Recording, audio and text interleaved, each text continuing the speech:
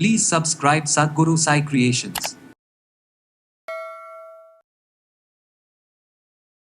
தலைமுடி சார்ந்த பிரச்சனைகளுக்கு எந்தெந்த மாதிரியான தீர்வுகள் இருக்குது? டேண்ட்ரஃப் ப்ராப்ளம் இருக்குது, இல்லை ஹேர் ஃபால் ரொம்ப சிவியராக இருக்குது அப்படின்னா இது எல்லாமே குறைக்கிறதுக்கு இளநரை இருக்கக்கூடியவங்க இந்த பிஞ்சு கடுக்காய் பொடியை கொஞ்சம் தேங்காய் எண்ணெயில் பேஸ்ட் மாதிரி மிக்ஸ் பண்ணிவிட்டு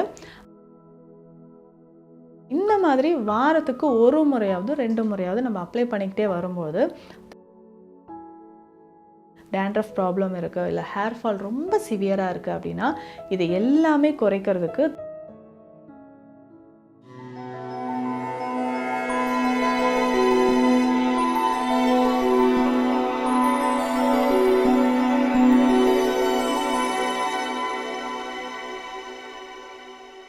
சத்குரு சாய் கிரியேஷன் வியூவர்ஸ் அனைவருக்கும் வணக்கம். நான் டாக்டர் நித்யா, சித்தா ஃபிசிஷியன். பொதுவாகவே இந்த தலைமுடி சார்ந்த பிரச்சனைகளுக்கு எந்தெந்த மாதிரியான தீர்வுகள் இருக்குது? அதுவும் டேண்ட்ரஃப் இருக்கக்கூடிய நிறைய பேருக்கு ஹேர் ஃபால் இருந்துக்கிட்டே இருக்குங்க. இந்த டேண்ட்ரஃப் அப்படின்னு சொல்கிறது நம்மளுடைய ஸ்கேல்ப் ரொம்ப ட்ரையாக இருந்தாலோ இல்லை ஆயிலியாக இருந்தாலுமே நமக்கு வரக்கூடியதான். இது ஒரு வகையான ஃபங்கல் இன்ஃபெக்ஷன் அப்படின்னு சொல்லலாம். இது ஹேர் ரூட்டில் ரொம்ப நமக்கு பாதிப்பை ஏற்படுத்தி அந்த ஹேர் அந்த ரூட்லேருந்து வெளியில் வர மாதிரியே வந்துடும், கொஞ்சம் கொஞ்சமாக வெளியில் வர ஆரம்பிச்சிடும். ஸோ இதை நம்ம சரி செய்கிறதுக்கு என்ன பண்ணலாம்? ஹேர் ஃபாலை ஸ்டாப் பண்ணுறதுக்கு என்னென்ன வழிமுறை பண்ணலாங்க? நிறைய பேர் சொல்கிற ஒரு விஷயம் என்னென்னா, நார்மலாக நான் தலையில் கை வச்சு இப்படி இழுத்தாலே எனக்கு அப்படியே முடி வருதுங்க, ஹேர் வாஷ் பண்ணிட்டு வரேன், கொத்து கொத்தாக அப்படியே ரூட்டில் இருந்து முடி நீளமாக அப்படியே வர மாதிரி இருக்குது. ஸோ அது ஆண்களுக்கும் பெண்களுக்கும் அதிகமான தலைமுடி உதிர்தல் அப்படின்ற பிரச்சனை அதிகமாகவே இருக்குது. ஒரு சிலருக்கு ஒரு வருஷம் இருக்குன்னு வச்சுக்கோங்களேன், அதில் ஒரு 2 months நல்ல ஹேர் ஃபால் இருந்துக்கிட்டே இருந்து அடுத்து ஒரு 3 monthஸில் நல்ல க்ரோத் வந்துடும்.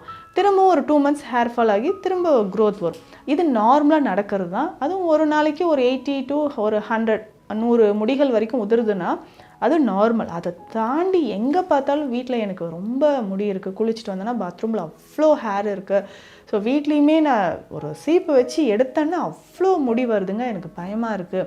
இன்னும் பெண்கள் ஒரு சிலருக்கு பார்த்திங்கன்னா தலையில் அப்படியே ரொம்ப அந்த ஸ்கேல்ப் அப்படியே தெரிகிற மாதிரியே இருக்கும். ஸோ ஆண்களுக்குமே இந்த மாதிரியான பிரச்சனைகள் இருக்குது. ஸோ இதுக்கு பேசிக்காகவே சில உணவுகள் நீங்கள் எடுத்துக்கோங்க. அதாவது விட்டமின் பி நிறைஞ்சிருக்க உணவுகள், கொலாஜன் நிறைஞ்சிருக்கக்கூடிய உணவுகள், ஒமேகா 3 இருக்கக்கூடிய உணவுகள், அதே மாதிரி புரோட்டீன், மெக்னீஷியம், ஜிங்க், இது எல்லாமே ரொம்ப ரொம்ப முக்கியமானது.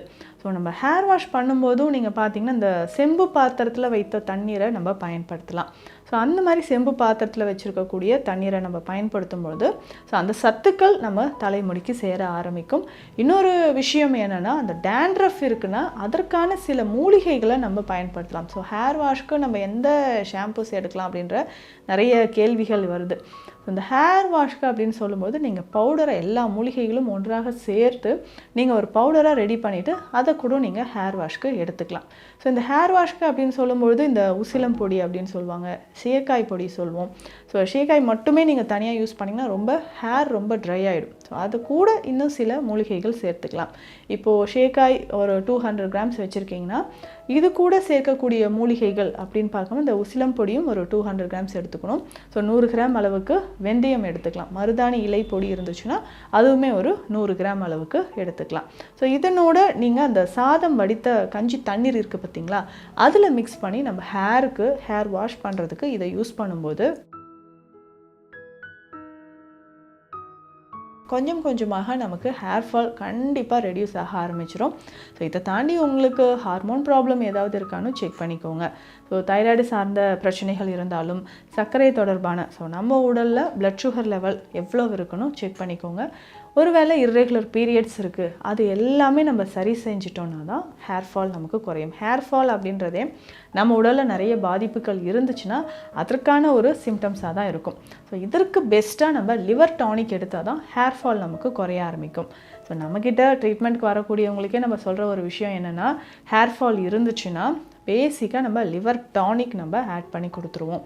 ஸோ லிவர் டானிக் எடுக்கும்போது தான், லிவர் டானிக்னால் அந்த கல்லீரலை பலப்படுத்தக்கூடிய மூலிகைகளை நம்ம எடுக்கணும். ஸோ கரிசலாங்கண்ணியாக இருக்கட்டும், கீழாநெல்லியாக இருக்கட்டும், சடாமாஞ்சள், இது எல்லாமே நம்ம எடுக்கும்பொழுது முக்கியமாக இந்த சடாமாஞ்சள் சூரணமாக எடுக்கும்போது கல்லீரலுக்கு ரொம்ப நல்லதுங்க. அதில் ஃபேட்டி லிவர் இருந்தாலும் ஸோ லிவர் ஃபங்க்ஷனை வந்து நல்லா ப்ரமோட் பண்ணுறதுக்கும் இந்த சடாமாஞ்சள் சூரணம் நம்ம பயன்படுத்தலாம். இதையே தைலமாகவும் நம்ம எடுத்துக்கலாம். ஸோ சடாமாஞ்சள் தைலமாகவும் இருக்குது. இதை நம்ம எடுக்கும்போதும் தலைமுடி நல்லாவே நமக்கு ஆரோக்கியமாக வளர ஆரம்பிக்கும். ஸோ வீட்டில் நிறைய பேருக்கு இந்த ஹைபிஸ்கஸ் இருக்கும், அதாவது செம்பருத்தியோ செம்பருத்தி இலைகளோ இல்லை மருதாணி, வெந்தயம், இது எல்லாமே சேர்த்து ஒரு ஹேர் பேக்காக கூட நீங்கள் யூஸ் பண்ணிட்டு வரலாம். அப்படி இல்லைன்னா ஃப்ளாக் சீட்ஸ் இருக்குது பார்த்தீங்களா?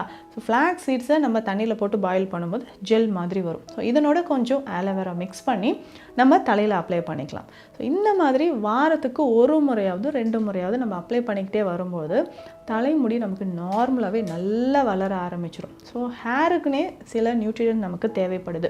ஸோ அதற்கான சில சத்துக்கள் நம்ம கொடுக்கும்போது அதுக்கு பேசிக்காக லிவர் டானிக் நீங்கள் எடுத்துக்கணும். ஸோ லிவர் டானிக் நான் சொன்ன மாதிரி யூஸ் பண்ணிக்கலாம்.